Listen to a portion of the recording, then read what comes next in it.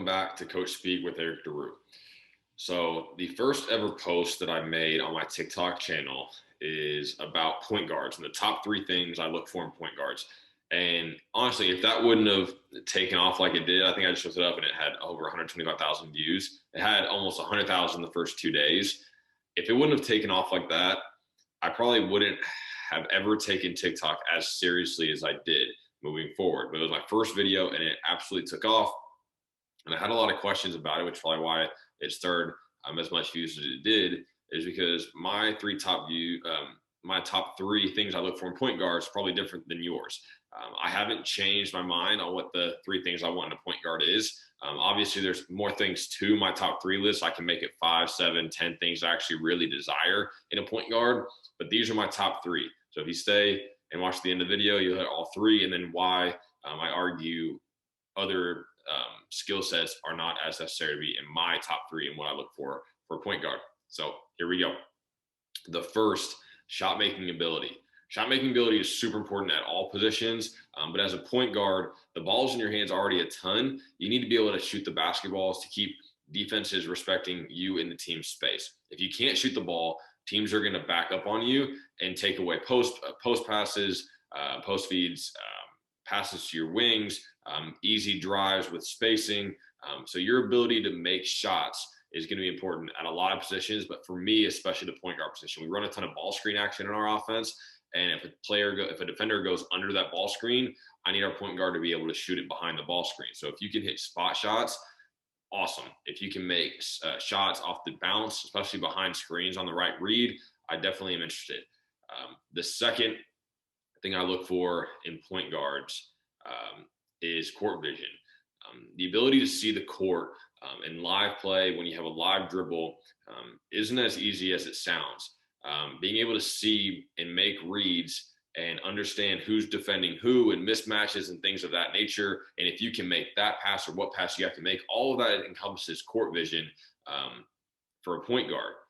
All of this has to happen while you're getting defended. And in most situations at our level, 94 feet from literally end line to end line, you're going to get defended by an athletic point guard who's going to try to take away your vision and make you focus on them and your ball handling more than you are of running an offense. So I need a point guard that has great ball handling skills to be able to maintain the basketball while being defended, but able to see the entire court and make decisions based off what they see and what they read. So number 2 is court vision. And number 3, which is probably my most controversial one of the 3, is being a gamer. And explaining being a gamer to people on TikTok was not easy, but being a gamer means in big moments and big times, I want you to want the ball.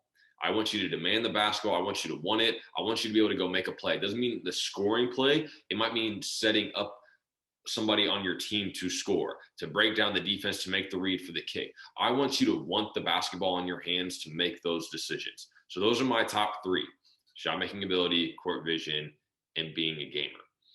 So on my TikTok, I drew a ton of comments about why is defense not in my top 3. Well, here's the deal. Every college program has a different way that they play, a style that they play defense, a way that they play defense. And when I posted that, we had just graduated the Southland Player of the Year, who was our starting point guard. And I will never say that she was not a good defender. She just wasn't a phenomenal on-ball defender. She was great in help side, communicated everything, but she struggled to stay in front of people. She had older knees, and while she was athletic, like her knee, he just didn't move laterally that great. But she was the Southland Player of the Year. She's the best player in our league by far. Led us to an NCAA tournament, a couple championships, and if not for COVID, we'd probably gone to second NCAA tournament under her lead. And I literally did not put defense in my top 3 because of her, because she is not a lockdown defender. She's a high basketball IQ, and she was absolutely a gamer. She took care of the basketball and made winning plays more than I can remember over the 4-year span that she was our starting point guard. So literally replaced being a gamer instead of defense because of her. And that's why it's for me, because I've seen how not being as dominant a defender can still win you championships from the point guard position and be successful in our system. It might be different for a different coaching staff and a different system, but that's for me. Other things that probably could have made my top three. Obviously, ball handling skills, and I encompass that a little bit in court vision, but true ball handling skills could have been one of them. Passing could have been one of them. And obviously, like I put that slightly into court vision, but like passing ability could have been put in there. Things of that nature. There's a lot of different athleticism. A lot of different things could have been in your top three as a point guard. But those are my top three. With this 5-day stretch of evals going on for July recruiting women's basketball, my goal is to post one video a day on my top three for every position. So this was just the first one. Thanks for watching Coach Speak with Erik DeRoo.